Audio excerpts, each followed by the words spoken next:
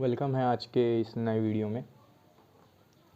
Covid प्रकोप के चलते बहुत सारे स्कूल्स बंद हैं और बहुत से बच्चों के सिलेबस जो हैं वो बहुत ही पीछे जा चुके हैं, जिसके चलते आज ये एक नया टेलीग्राम ग्रुप बनाया गया है।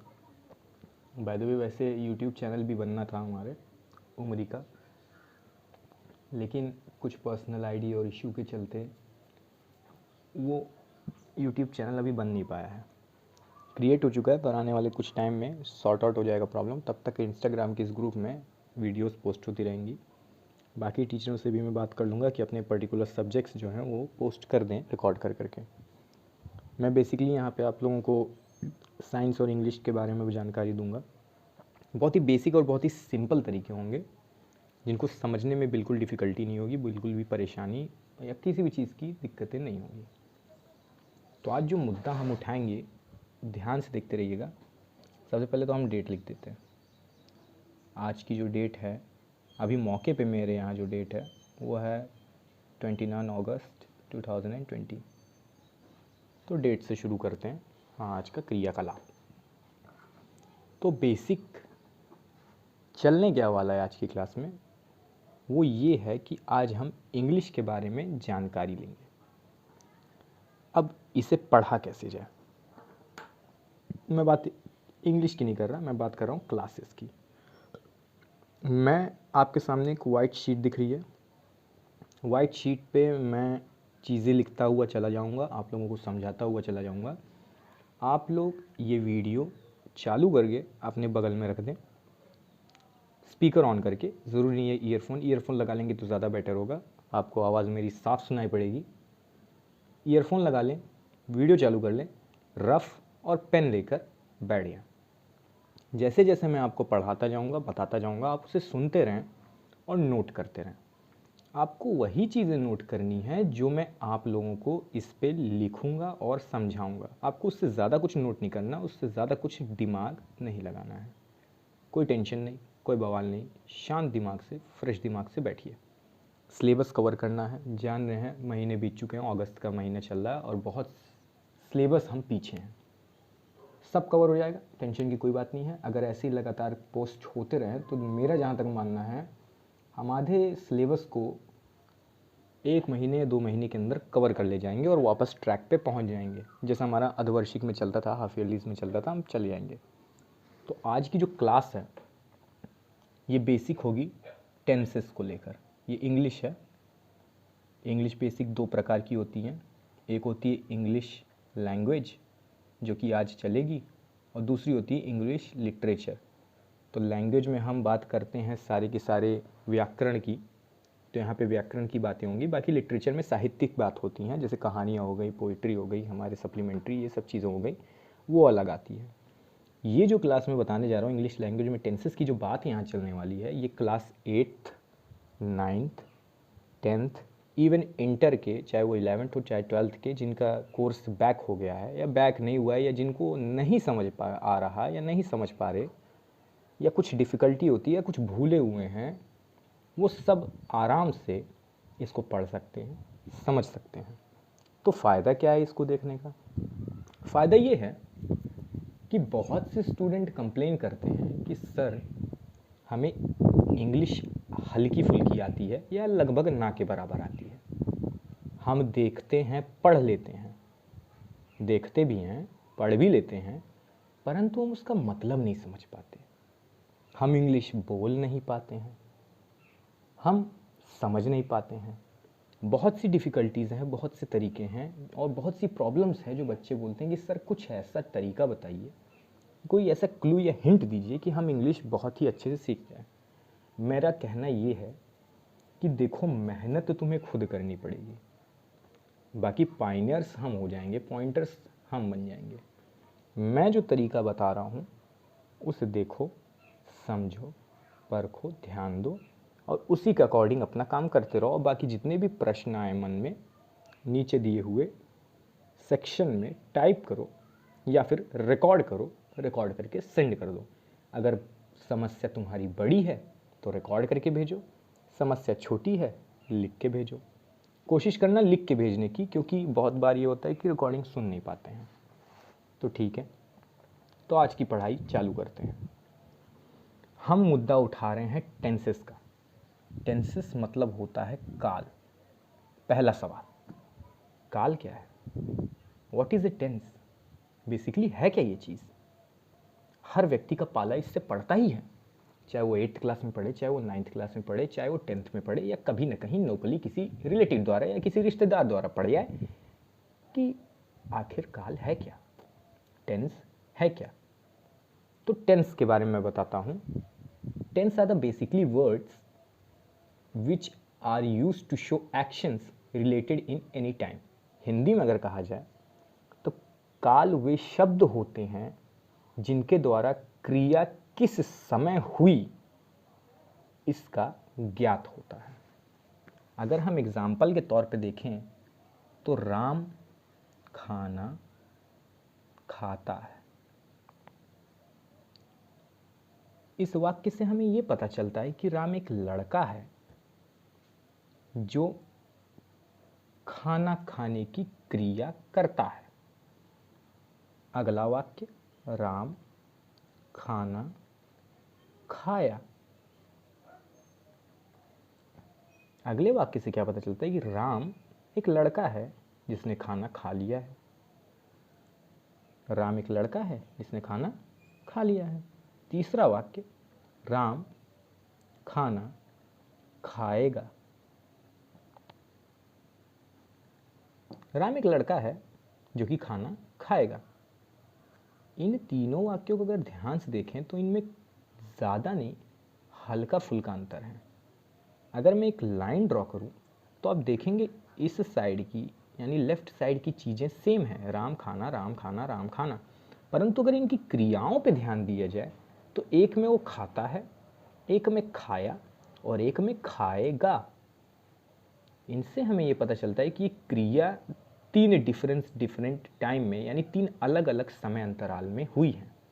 राम खाना खाता है यानी कि राम की आदत है खाना खाना।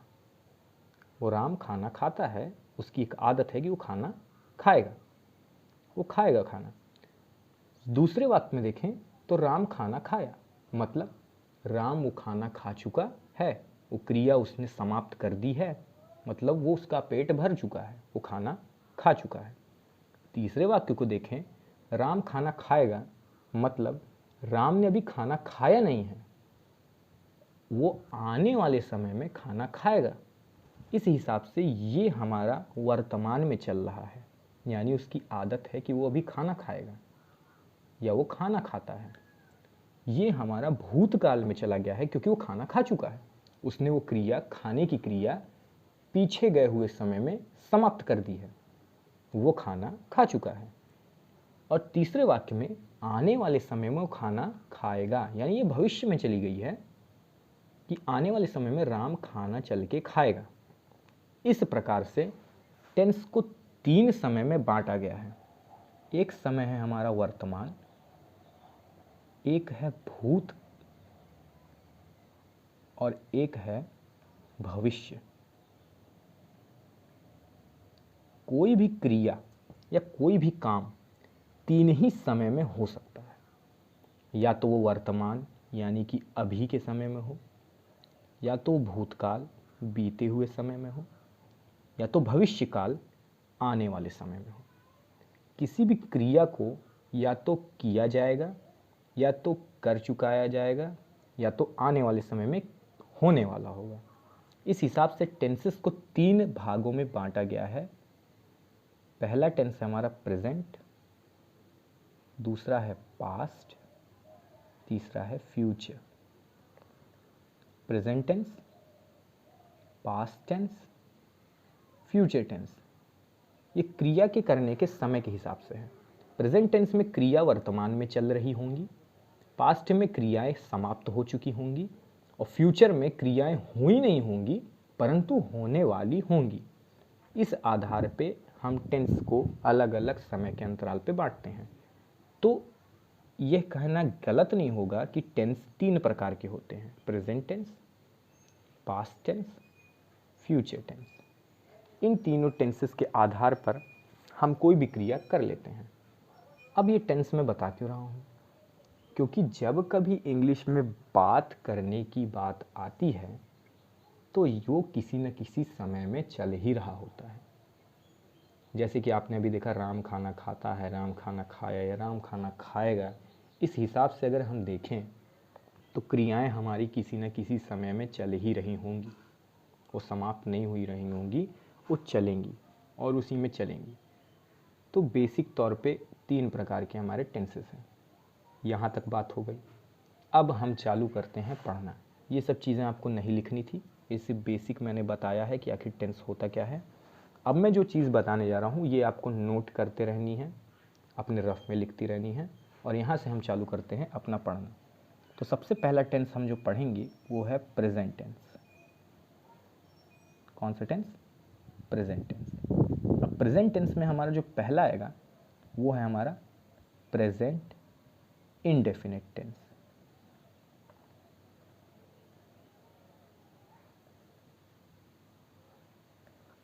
प्रेजेंट इंडेफिनिट टेंस की खासियत क्या है? प्रेजेंट इंडेफिनिट टेंस व्यक्तियों की एक आदत बताता है कि आखिर वो क्या करता है। इस हिसाब से उसकी पहचान हो जाएगी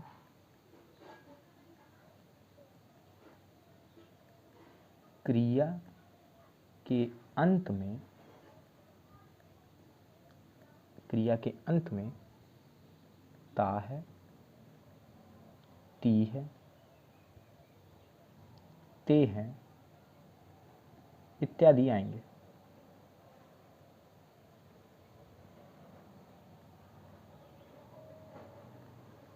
एक बार की बात है, बेसिकली किसी ने सवाल पूछा कि सर वह कुत्ता है, इसका ट्रांसलेशन क्या होगा? तो कुछ लोगों ने कहा ही इज ए डॉग, तो कुछ ने कहा ही डॉग्स। कंफ्यूजन ये इसलिए पैदा हुई क्योंकि वाक्य के अंत में ता है आया है। अगर हम यहाँ देखें उठा के, वह कुत्ता है, तो यहाँ लास्ट में हम क्या देख रहे हैं? ता है आया है। तो इसका अगर रियल ट्रांसलेशन देखा जाए तो ही इज ए डॉग, ये सही है, ही इज ए डॉग। पर यहाँ पे उन्होंने कहा कि सर जिन वाक्यों के अंत में ता है, ती है, ते हैं आते हैं, उनके तो वर्ब के फर्स्ट फॉर्म में हम एस और एस जोड़ते हैं, तो इसमें हमने इज क्यों जोड़ रखा है? भाई लॉजिक वाली बात है, इसमें इज क्यों जोड़ा हुआ है? तो मैं उन लोगों से ये कहना चाहता हूँ कि हमारे जो टेंस होते हैं वो समय के हिसाब से होते हैं, क्रियाओं के आधार पे होते हैं। अगर इन पे ध्यान दें तो ये जो शब्द है हमारा कुत्ता, ये कोई क्रिया नहीं है, ये कोई क्रिया नहीं है, ये कोई काम नहीं है। अगर ये काम होता या कोई क्रिया होती तब हम यहाँ पे टेंस का रूल फॉलो करते, पर ये कोई क्रिया नहीं है, इसलिए हम यहाँ पे टेंस का नियम पालन नहीं करेंगे।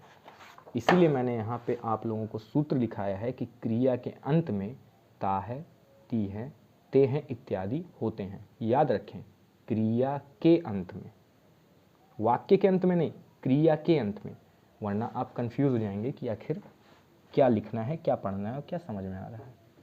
तो आप ध्यान दिए रहिए, छोटी सी चीज़ है कि क्रिया के अंत में ता है, ती है, ते हैं आएंगे इत्यादि होंगे।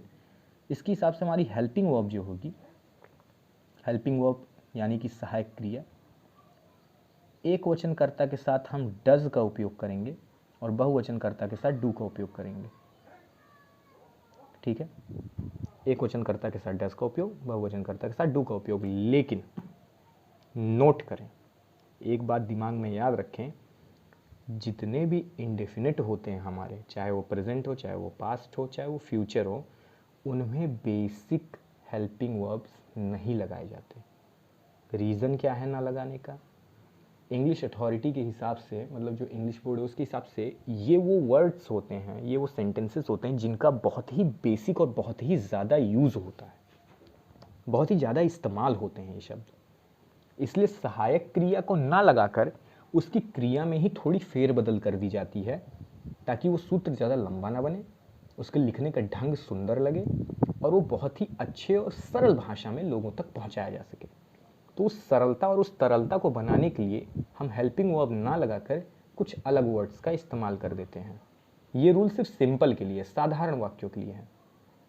तो रूल क्या है, सबसे पहला मुद्दा कि आखिर है तो रूल क्या है। तो सिंपल रूल हमारा ये कहता है कि सबसे पहले हम लिखेंगे सब्जेक्ट। सब्जेक्ट यानी हो गया हमारा कर्ता। उसके बाद वर्ब के यानी क्रिया के पहले फॉर्म में हम एस और ईएस का उपयोग करेंगे। ध्यान दीजिएगा, हेल्पिंग वर्ब का नहीं लिखेंगे। हेल्पिंग वर्ब की जगह पे हम यहाँ पे एस और ईएस लगाएंगे।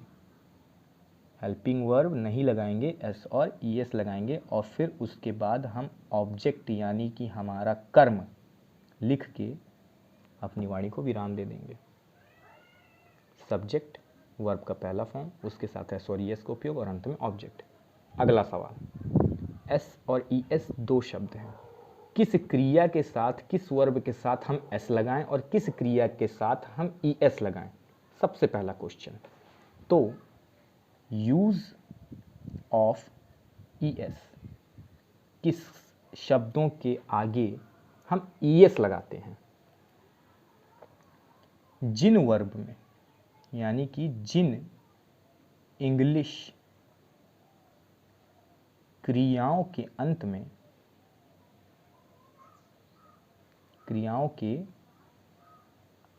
में, ध्यान दीजिएगा, O S double S Y C H etcetera इत्यादि शब्द आए, यानी जिन क्रियाओं के अंत में O S S Y C H etcetera शब्द आए, उन्हीं के आगे ई एस लगेगा। उदाहरण के तौर पे गो माने होता है जाना। जाना को इंग्लिश में कहते हैं गो। इसके अगर लास्ट में देखें तो हमें क्या लिखता है, ओ दिखता है, और इस लिस्ट में हमारा ओ आ रहा है, और ओ के आगे हम क्या यूज़ करेंगे, ई एस। तो इसको ऐड करने पर हमारा बेसिक जो रूल बनेगा वो गो से हमारा चेंज हो जाएगा गोज में। इतना समझ में आ गया। गो लास्ट में ओ आ रहा है, इसलिए हम उसके आगे जोड़ देंगे ई एस। एक वर्ड हो गया किस। किस में अगर हम जोड़ें तो ई एस जोड़ेंगे और ये बन जाएगा हमारा किसेस। क्यों? क्योंकि इसके लास्ट में हमारा डबल एस आ रहा है। तो इस तरह की जो क्रियाएं होती हैं उनके लास्ट में जो वर्ड आएंगे, अगर वो ओ हुआ, एस एस हुआ, वाई हुआ, सी एच एसेक्टर जैसे शब्द हुए, तो उनके आगे हम ई एस जोड़ते हैं, नहीं तो हम एस जोड़ेंगे।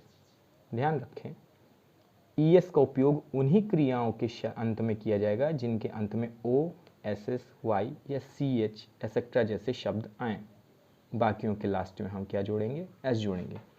अब रूल एक और है, where not to use E S. E S का उपयोग कहां पर नहीं किया जाएगा। एक बात याद रखें,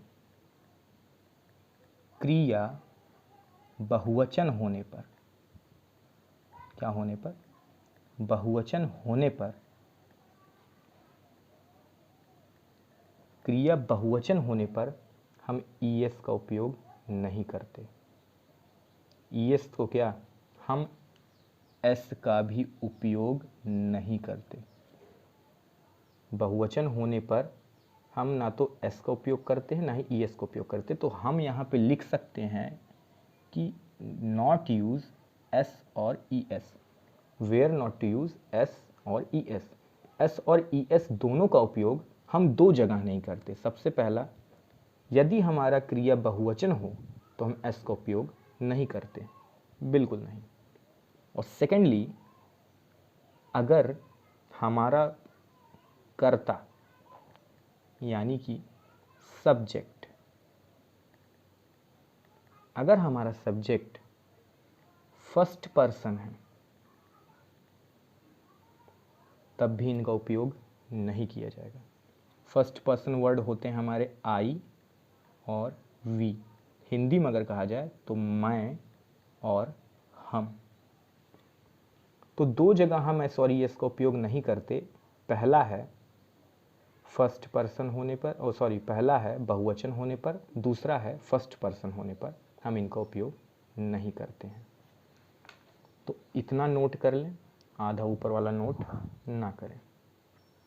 इतना नोट करने के बाद हम अब जानते हैं कि आखिर कैसे ट्रांसलेट किया जाए।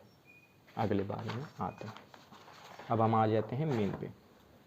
मैंने अभी बताया रूल हमारा ये कहता है कि सबसे पहले हम लिखेंगे सब्जेक्ट यानी कि कर्ता, क्रिया के पहले फॉर्म में एस और ई एस का उपयोग, प्लस ऑब्जेक्ट यानी कि कर्म हमारा, और इसी के साथ हम ट्रांसलेट कर देंगे। उदाहरण के तौर पे अगर देखें तो वाक्य है हमारा राम घर को जाता है। राम घर को जाता है, कैसे ट्रांसलेट किया जाए? सबसे पहले क्रिया के अंत में हम ध्यान से देखें तो हमें मिलता है ता है, जाता है। क्या करता है? जाता है। अब जाना हमारी क्रिया है, इसलिए यहाँ पे ता है के रूल लगेगा ज़रूर, और राम घर को जा रहा है। ऊपर के रूल में अगर हम आए, ये जो रूल हमारा दिया हुआ है यहाँ पे लिखा हुआ है सबसे पहले हम सब्जेक्ट को लिखेंगे। किसको लिखेंगे? सब्जेक्ट को, यानी कर्ता को। अब इस वाक्य में कर्ता है कौन? पहचाना कैसे जाए? बहुत ही आसान। क्रिया है जाना, ये जाने का काम कर कौन रहा है? कौन जा रहा है? यदि हम इस क्रिया से सवाल पूछें कौन जा रहा है, तो हमें ऑटोमेटिक उत्तर मिलता है राम जा रहा है। हमें ऑटोमेटिक क्या उत्तर मिलता है? कौन जा रहा है? राम जा रहा है। यानी काम करने वाला कौन है? राम है। जाने वाला कौन है? राम है। तो कर्ता यानी सब्जेक्ट हमारा कौन है? वो राम है। तो हम सबसे पहले राम को ही ट्रांसलेट करके नीचे लिख देते हैं। अब चूंकि हमारा सब्जेक्ट हो गया, अगला आता है वर्ब हमारा, क्रिया। अच्छा, राम कर क्या रहा है? जाता है। जाता मतलब जा रहा है या जाने का क्रिया करता है। क्रिया का फर्स्ट फॉर्म, पहला फॉर्म जाता है। जाता हो को, जाने को इंग्लिश में क्या कहते हैं? गो कहते हैं। जाता है, अजी बिल्कुल जाता है, जा रहा है। उसके साथ हम एस और ई एस को जोड़ेंगे। दो चीज़ें हमें ध्यान देनी है। पहले देखना है कि क्या कर्ता हमारा फर्स्ट पर्सन या बहुवचन तो नहीं है। अगर कर्ता हमारा फर्स्ट या बहुवचन हुआ तो हमें इनका उपयोग नहीं करना है। ध्यान से अगर देखें तो राम हमारा ना तो फर्स्ट पर्सन है, ना ही बहुवचन है, ना ही ये एक व्यक्ति है, और ना ही मैं और हम में से कोई वाक्य है। ये बल्कि एक थर्ड पर्सन है, तीसरा व्यक्ति है। तो यहाँ पे हम एस और ई एस को बेहिचक लगा सकते हैं। अब ये सवाल क्लियर होने के बाद एस लगाएं कि ई एस लगाएं, तो मैंने अभी बताया ई एस का उपयोग उन क्रियाओं के अंत में किया जाता है जिनके अंत में O, C H, S S, X जैसे शब्द हैं। अगर इसके लास्ट में देखें तो हमें मिलता है ओ, और मैंने कहा है कि जिन क्रिया वर्ड के अंत में ओ आए उसके आगे हम ई एस लगाते हैं।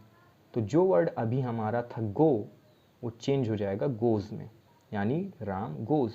लास्ट में ऑब्जेक्ट, राम गोज मतलब राम जाता है।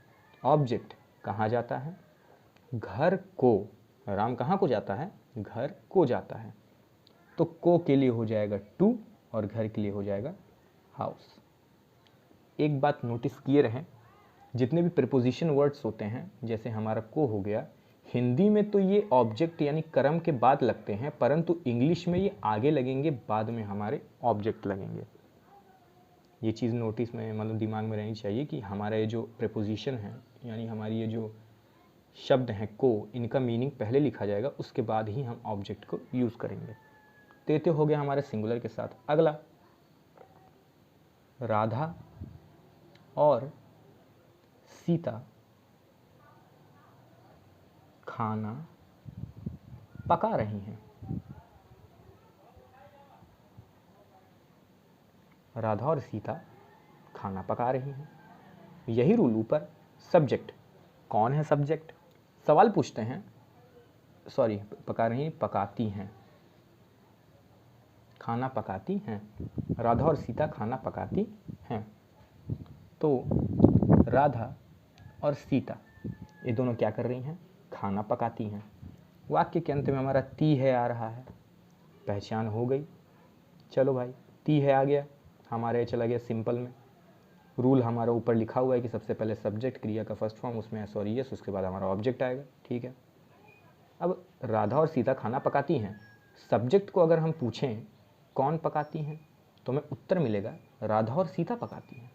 यहाँ पे एक व्यक्ति नहीं है, यहाँ पे दो व्यक्ति हैं और दोनों लोग मिलके खाना बना रही हैं। एक लड़की है राधा, दूसरी लड़की है सीता। ये दोनों मिलके क्या कर रही हैं? खाना पकाने का काम कर रही हैं।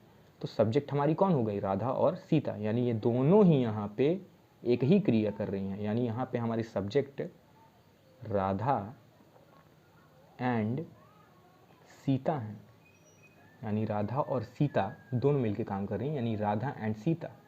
यहाँ पे कर्ता दो लोग हैं। अब चूंकि ये दो लोग हैं तो ये हमारा बहुवचन में चला गया। क्रिया का फर्स्ट फॉर्म क्या कर रही हैं? पकाने का काम कर रही हैं। पकाना मतलब कुक। अब कुक में एस जोड़ें कि ई एस जोड़ें?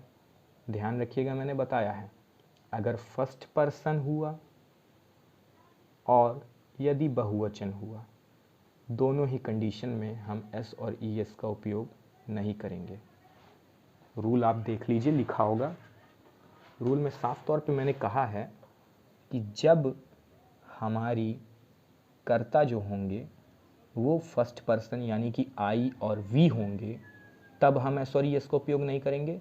और दूसरा, अगर वो बहुवचन होंगे तब भी हम एस और ई एस का उपयोग नहीं करेंगे।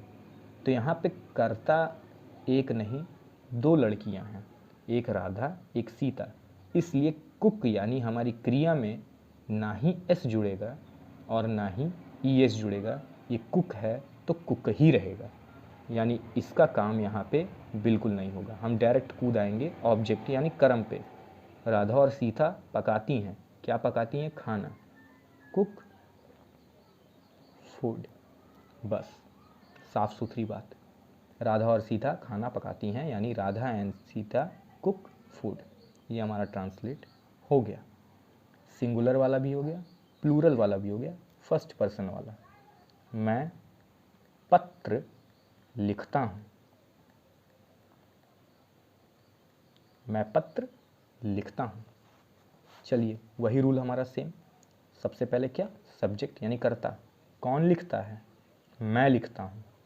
मैं हमारा कर्ता, इसलिए आई। बहुत लोगों की ये बहुत ही बेसिक गलती है, हमेशा आई के साथ एम का उपयोग कर देते हैं। भाई देखो, आई के साथ एम का उपयोग मत करो, ठीक है। एम हमारा प्रेजेंट कॉन्टीन्यूस टेंस में आता है, जो कि बहुत ही अलग टेंस है। हमारा ये इंडेफिनिट चल रहा है, सहायक क्रियाएं याद रखो, ठीक है। हमारा रूल चल रहा है सब्जेक्ट क्रिया के पहले फॉर्म में एस और यस, फिर ऑब्जेक्ट। यहाँ पे मैं पत्र लिखता हूँ, ध्यान से देखो, यहाँ के लास्ट में आया है ता है, ती है, ते हैं आया है। ये ता हूँ में चला गया है। लिखने का जो कार्य है वो मैं कर रहा है। तो सब्जेक्ट हमारा हो गया मैं, इसे इंग्लिश में कहते हैं आई। अब हमारा आएगा वर्ब का फर्स्ट फॉर्म। क्या कर रहा है? मैं क्या कर रहा हूँ? लिख रहा हूँ, यानी आई राइट। अब राइट में हमें एस और ई एस में से कोई एक जोड़ना है। पर एक चीज़ नोटिस में करने वाली बात यह है कि आई जो है वो हमारा फर्स्ट पर्सन है, ये पहला व्यक्ति है। आई वी, दो शब्द, आई और वी, यानी कि मैं और हम, ये दोनों, ये जो दो वर्ड्स हैं, ये फर्स्ट पर्सन की कैटेगरी में आते हैं। ये फर्स्ट पर्सन की कैटेगरी में आते हैं, आई और वी। यू जो है वो हमारा सेकंड पर्सन की कैटेगरी में आता है। यू जो शब्द है यानी कि तुम, ये हमारा सेकंड पर्सन कैटेगरी में आता है। और बाकी जो वर्ड्स होते हैं जैसे राम, सीता, वह, यह, जितने भी वर्ड्स आते हैं वो सब थर्ड पर्सन की कैटेगरी में आते हैं। तो फर्स्ट पर्सन की कैटेगरी आने पर हम एस और ई एस का उपयोग नहीं करते। तो सेम यहाँ पे भी वही रूल फॉलो किया जाएगा कि मैं यानी आई, वर्ब का फर्स्ट फॉर्म यानी राइट, एस और ई एस का उपयोग नहीं होगा, क्योंकि मैं हमारा क्या है? फर्स्ट पर्सन की कैटेगरी में आ रहा है, यानी ये बहुवचन की कैटेगरी में इसको रख दिया जाएगा। और आई राइट यानी मैं लिखता हूँ। क्या लिखता हूँ? ऑब्जेक्ट डायरेक्ट हमारा, जो कि है पत्र लिखता हूँ।